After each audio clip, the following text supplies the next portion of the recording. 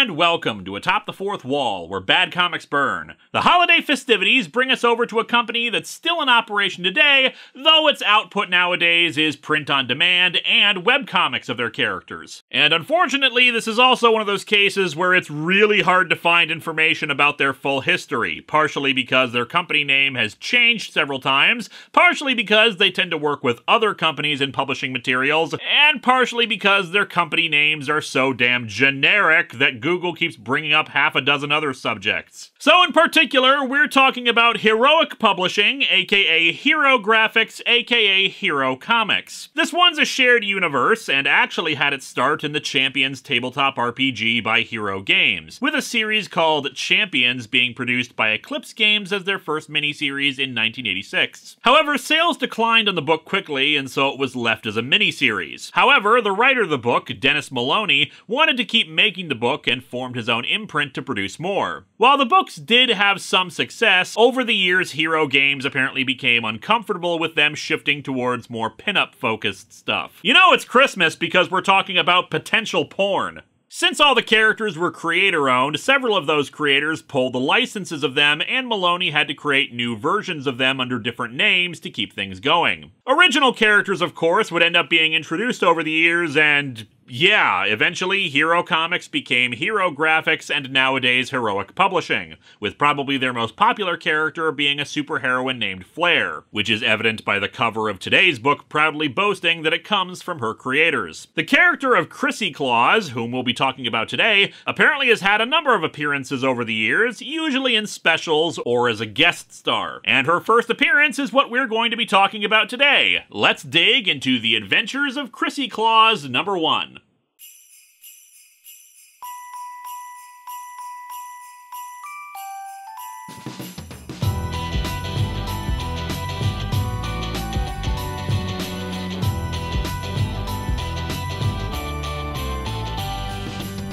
Welcome to Atop the Fourth Wall, where Yuletide candles burn.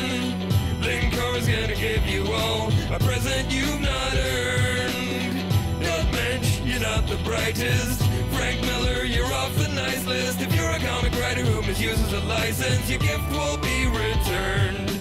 Digging through the shelves for the kind of comic books that would turn Santa's elves into common crooks.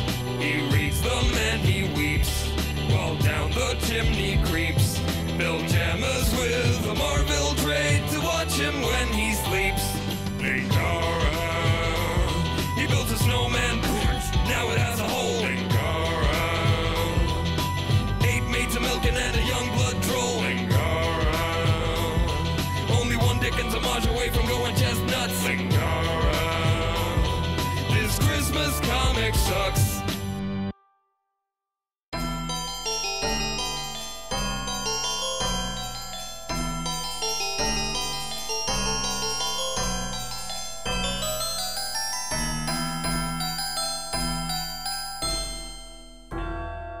True story, when I selected this comic to review, I thought this woman on the left was Chrissie Claus. The white star pattern on her bathing suit of a costume just seemed like, I don't know, Star of Bethlehem or some kind of snowflake thing going for it. Plus, she's so much bigger on the cover, I figured it was some kind of Christmas-themed superhero. But no, that's Flare, whom some artists have had some interesting interpretations of her outfit on covers. Comics are not just for kids anymore! Yeah, they're also for people who like bizarre poses and costume wedgies.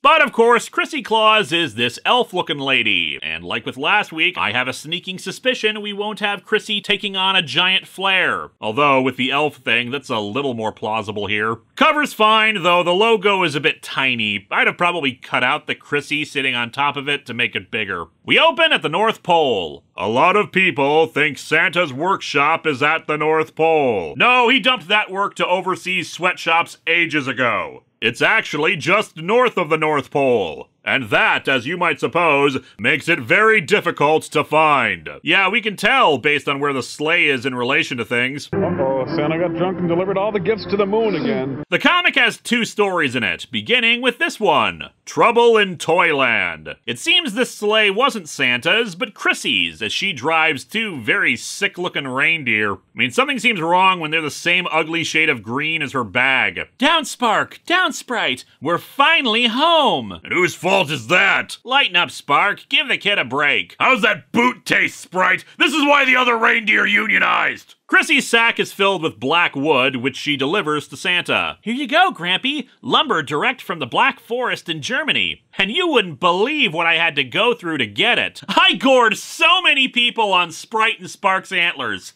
Chrissie is Santa's granddaughter, and unfortunately, while she was able to get the lumber, she was unsuccessful in getting a special perfume for Mrs. Claus. Sorry, I must have been to every shop in France. They just don't make it anymore. They don't? When did they stop? Heat up the death ray. Apparently they stopped making it 50 years ago.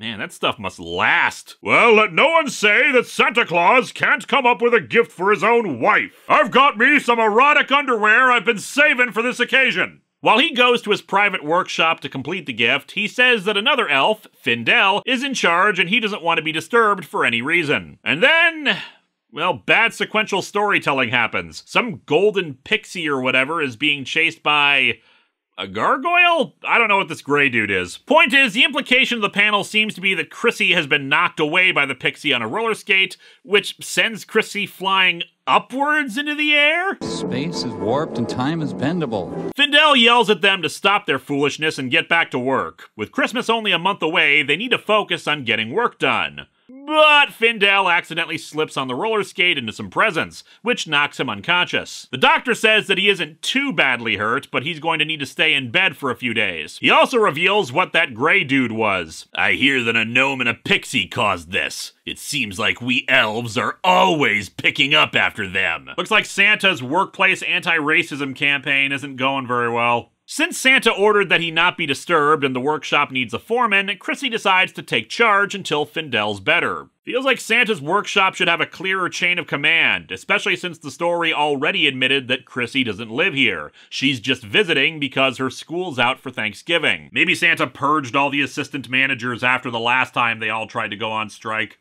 While Chrissie isn't around a lot of the time, she does head up the design department at the place, so she has some managerial experience here. As such, she decides to make the rounds to the other areas and see what's up. The construction department is run by creatures called brownies, who naturally are as green as the reindeer. Okay, in the interest of fairness, brownies are folkloric creatures in the same vein as elves, coming primarily from Scotland, and the name doesn't really derive from the color. But it is weird now that we've had 2 things implying brown coloring be green.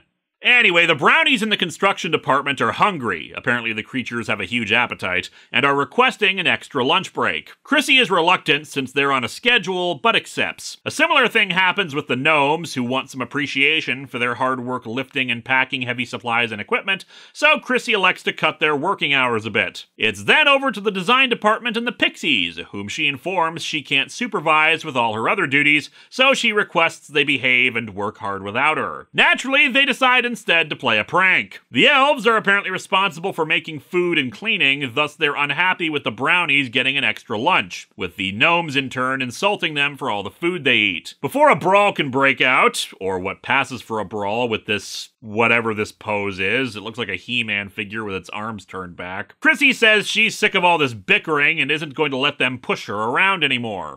Is it really pushing her around? Seems more like my employees feel overworked and underappreciated and I am attempting to help them.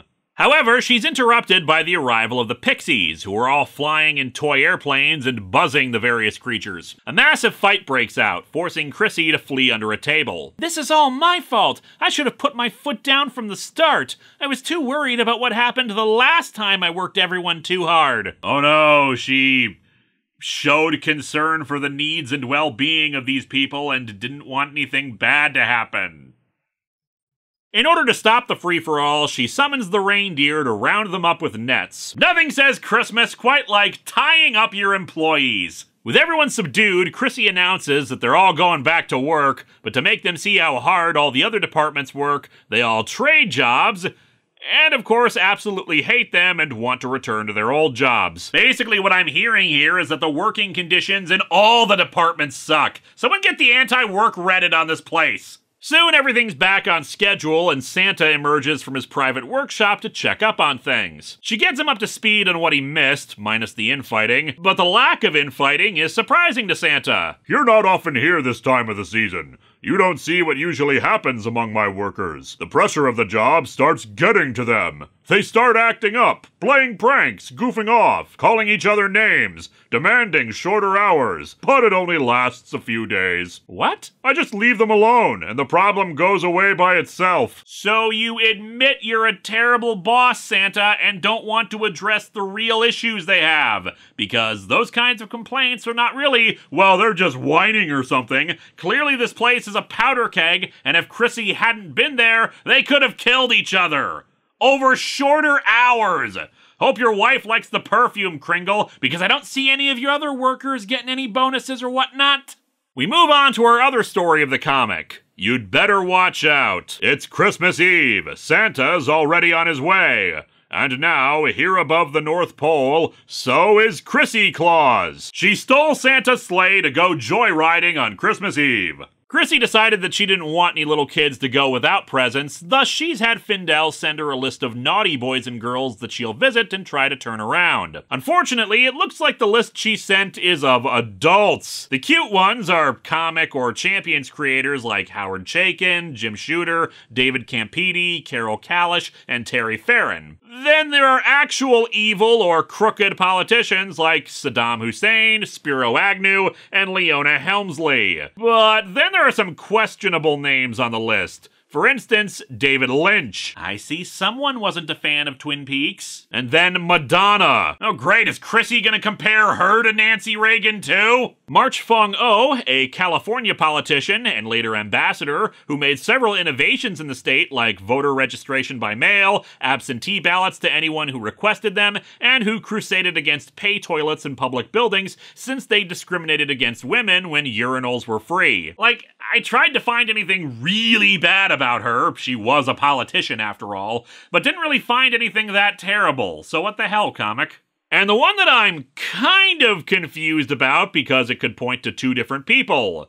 Jeannie Kirkpatrick. The first Jean Kirkpatrick it could be referring to was a sociologist who helped form an alternative to Alcoholics Anonymous called Women for Sobriety, catering exclusively to women. I don't know enough about the program to see anything particularly bad about it. And again, I might have missed something terrible related to that, but if it referred to her, feels like a mean-spirited jab against someone trying to help women with alcoholism. The other possibility, though, yeah, I can see them putting her on the list. Jean Kirkpatrick, the former U.S. ambassador to the UN for Ronald Reagan's first term, wherein she advocated to support authoritarian regimes if they aligned with U.S. interests and several other wince-inducing policies and beliefs. So, you know, good to see that a person who thought they should skim money off of arms sales to support Nicaraguan Contras should be on the same list as Madonna and David Lynch. Somehow, Chrissie, I don't think you're gonna convince Saddam Hussein to do enough good to get off the naughty list. But no. The actual plot involves children, which is actually kind of worse because if the list wasn't referring to the adults, I've really got to question the parenting skills of anyone who named their child after Leona Helmsley. So Chrissie arrives at the house of Dougie and Katie, who are fast asleep under the Christmas tree, as seen thanks to Chrissie having the viewing globe from Power Rangers, or the Palantir from Lord of the Rings, either works really. Anyway, she sneaks into the house and picks up one of the cookies left out for Santa.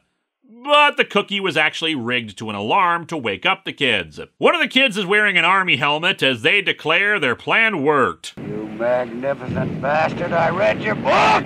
The kid's butler, and presumably his wife? I thought they were the kid's parents, but the kid says it isn't, hear the alarm and come down, forcing Chrissie to retreat back up to the roof, but accidentally leaving her sack of toys and supplies behind. The adults don't believe that the kids were really after Santa and just tell them to go back to bed, but instead they raid the bag for toys. When she spots the kids grabbing gloop grenades, she comes back down, but they toss one at her and catch her with slime, immobilizing her. They want her to show them how the crystal ball works and free her when she says she needs to be out of the gloop to use it. Once free, with the male child looking more like he's gonna chop her up, jeez, she returns all the stuff to the bag and tells the kids to go to bed and how they wouldn't have even had toys because they were on the naughty list. Still, they ask a favor of her. Our daddy won't be home for Christmas. He's in Amsterdam. But we got presents for him. Could you take them to him, please? Oh, and while you're in Amsterdam, could you score us some weed? We'll pay you back. She agrees, but while her back is turned, the kids leap into the bag to try to come with her. On the way to the Netherlands, the kids come out and explain how their dad is always in other countries, and they never get to spend Christmas with him. She has an alternate idea, and not made any easier when the kids try to grab the reins, using her pixie dust to allow them to speak to their father while he sleeps without waking him up. They express their love and say they'll try to be good for a while. We'll never be good for a whole year. How about until April 15th? Sorry, Chrissy, but we regularly cheat on our taxes. She quickly brings the kids back home after she can see that their father is waking up, inspired by their talk in his sleep to call them. Wait, was he not gonna call his kids on Christmas already? What an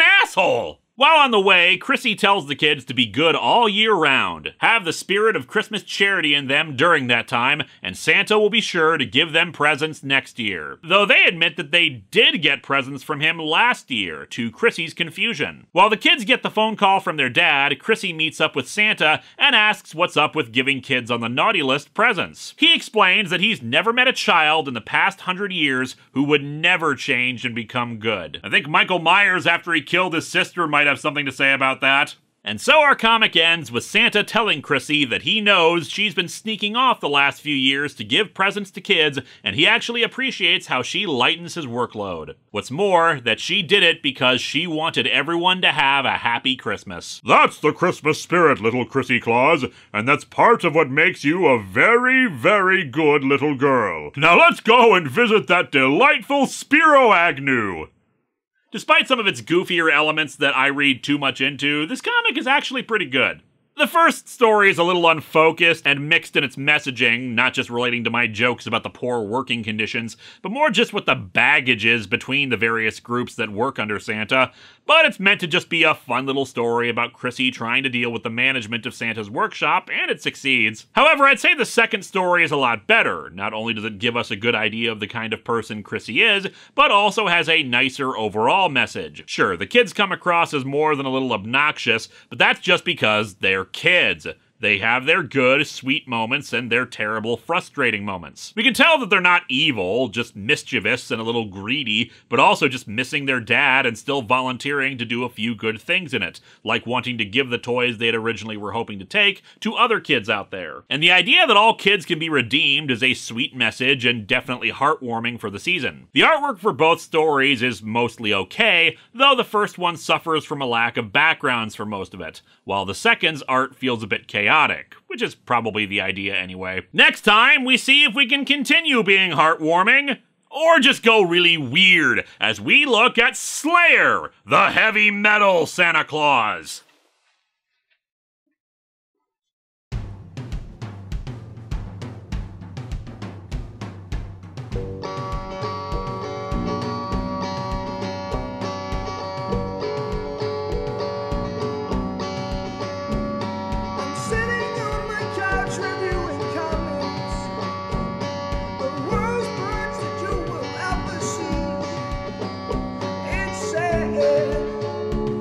That comic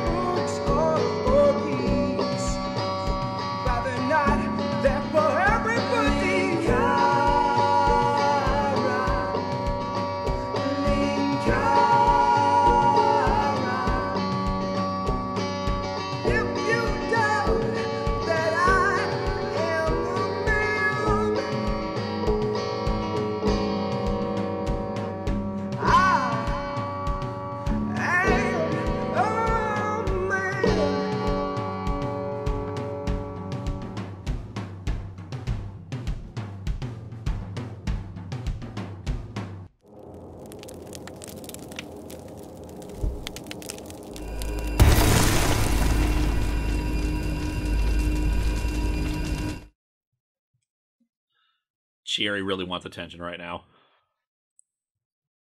Hello, my friends. Please take a moment to like this video, subscribe to the channel, and click the bell for notifications on new video releases. If you'd like to support future videos, you can check out my Patreon or purchase a t-shirt via Teespring or Shark Robot. Thanks for watching!